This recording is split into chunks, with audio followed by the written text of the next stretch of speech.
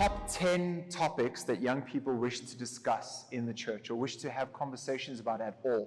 This is off the same survey. The first one, mental health. The second one, family and relationships, including parent and child communications. The third one, sexuality, the LGBTQIA plus community. The fourth one, climate change. The fifth one, racism, pornography, addiction, peer pressure, grief, dating, and marriage. These were the conversations that young people really wanted to have to discuss. These were the things that they really wanted to chat about. And I'm sure that some of these topics over here are topics that you yourselves are probably like interested in maybe hearing or maybe hearing a little bit more of. And these were things that young people didn't feel like there was no safe space for them to have this conversation in the church at all. I want to just touch on a couple of these. Mental health is I think the stats showed that young people are the most connected generation, Gen Z, Generation Z, which is Caitlin and I's generation, Raoul's, people born after the year 1996 all the way through to 2010. The most connected generation that has ever existed, who have the most access to information out of any generation that has ever existed, who all at the same time are the most depressed generation that has ever existed at this point, who feel the most lonely, who feel the most isolated, who feel the most unheard. And I am not going to say what those reasons are, and I will definitely venture to say that perhaps all of the social media is impacting how lonely we feel as a generation, but that's another story for another day. Roll, hit me with the next slide for me, please. And I've given some really difficult things to hear. I've said some tough things, and I've mentioned some controversial ideas or controversial topics, and the research is not all sunshine and rainbows. And that's why this slide exists. All is not lost. Yes, there are problems. Yes, there are issues. Yes, young people are not feeling heard. Yes, young people are struggling with a whole bunch of things. I know that you are too. I know that there's a lot of people who are over the age of 30 who are going through just as much pressure, who probably feel more pressure in a lot of situations. All is not lost because, you know, when there is no way, God makes a way. And we are looking at this mountain and we're worried about all those topics and all those issues and. And yes, they are insurmountable unless you have Jesus Christ on the other side of that conversation. Unless we have God in our church, which I think there is no church that can make that claim as much as we can. Unless we bring God into the situation, we bring young people into that same situation. That's exactly what it's about. If you want to be a church that promotes and encourages young people, we need to invite them in and we need to create a safe space or a safe place for dialogue with young people, a place where they're not going to feel judged.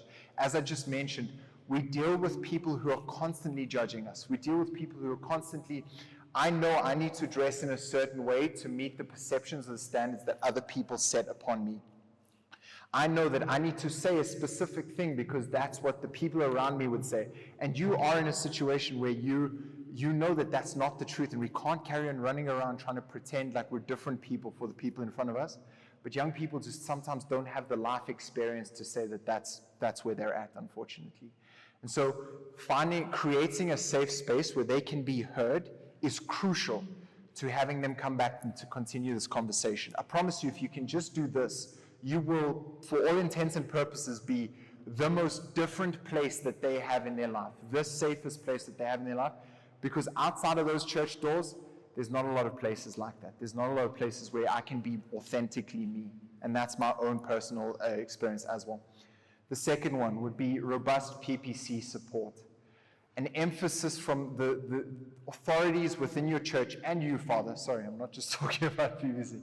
But the leaders in our parish driving this call to bring and welcome young people into the church, finding a way to include them in a way that is both going to meet the needs of the parish as well as meet the needs of the community at the same time, right?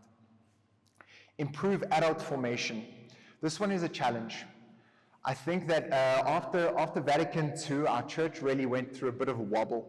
I don't know what the faith formation is in your generation, in your community, but what I've picked up outside in my own experience is that adults tend to have not been given the opportunity to ask questions about their faith.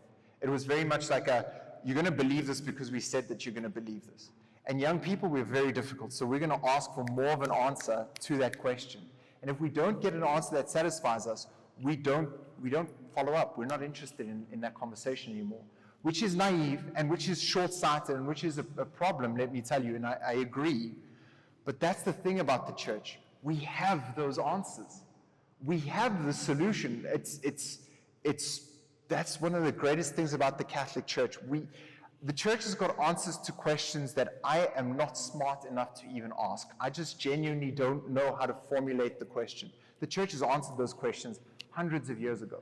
The answers are there. It's about finding the right person who knows how to communicate that answer to the young person in a way that they understand.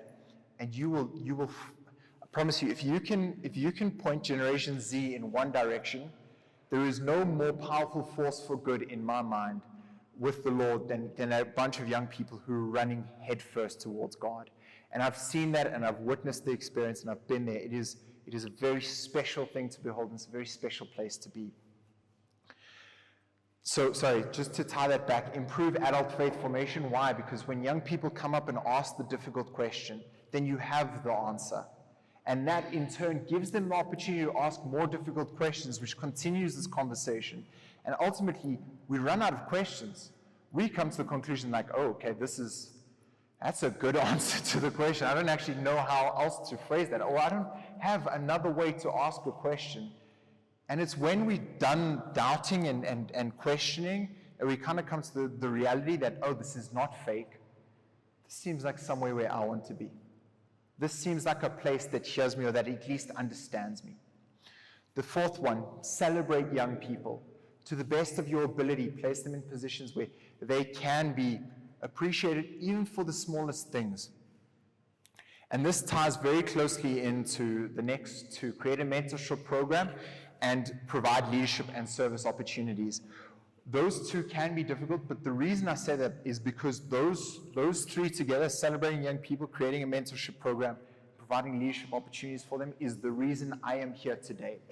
I was just the lucky young person who got the opportunity to read at Mass. And because I read at Mass, I thought, okay, maybe I could do some kind of talk. And when I started giving talks, best believe they were really bad. Like they were very, very bad. And it was because I constantly got the opportunity and because people backed me and because people constantly gave me the leadership opportunity that I am here today. And then I did all of the things that I led this talk into with. Youth Mass and youth-focused events. We want to be able to see a type of Mass that we resonate with. We want to be able to see a type of worship that makes sense to us so that we feel like we're experiencing too. You know, we've got a very Portuguese community at my parish, and I'm notorious for teasing the Portuguese people, so I'm going to continue doing that. Sometimes when we're in those Masses, it's very difficult to participate in Mass when next to you you've got this old Portuguese lady who's Ave Maria, and that level of faith is the faith that this church is built upon. I do not mean to disrespect them. They are so important for the community. Your faith, the faith of the adult generation, is what this church is built upon. But for young people, we also want to see the church kind of reflecting us, similar to us, or we wanted to see a piece of ourselves in the church or in the worship that we're participating in. And what does this mean? I'm not saying that we need to get a bunch of strobe lights and smoke machines and chaos. That's not what I'm saying. But what I am saying is we want to, I don't know what it is for your community. I would encourage you to have a conversation with your youth group or with your young adults or whatever. Ask them how they would like to interact or relate to the Mass. And you'll find some really interesting things that I think people tend to not necessarily have believed would come out. Things like, we would love to, after receiving communion, I remember when I first heard this, I was stunned.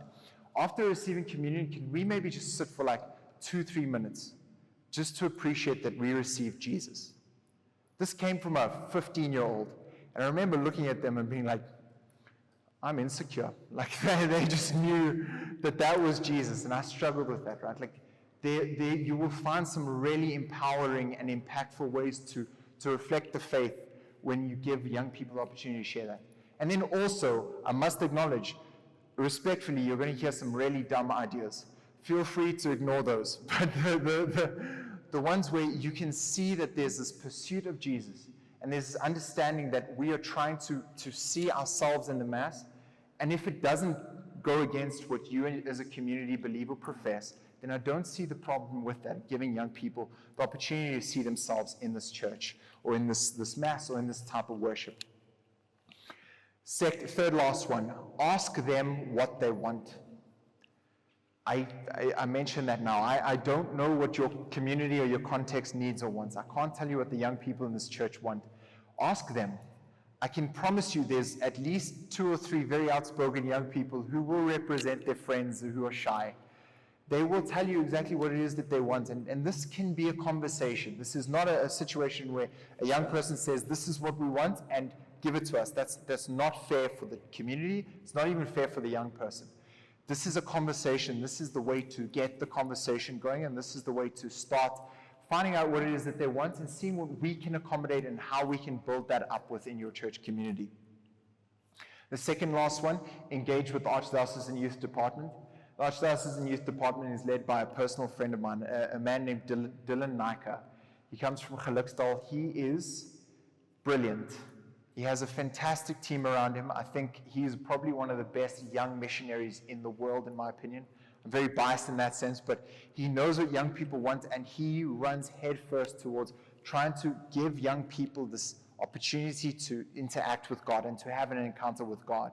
He will, without a shadow of a doubt, have this conversation with you. In fact, Dylan was actually invited to come here tonight, but he couldn't make it because he's doing another type of ministry somewhere else. I don't know where he is. But Father already is engaging with your Archdiocesan Youth Department. This is already a step that you've ticked off in this journey, right? It's not as unattainable, as difficult as it may seem. These are things that are easy to do, but with so much impact and so much reward. And the final one, and I mentioned this, I'm going to mention it again, be patient. I am sorry, young people can sometimes be difficult. Bear with us.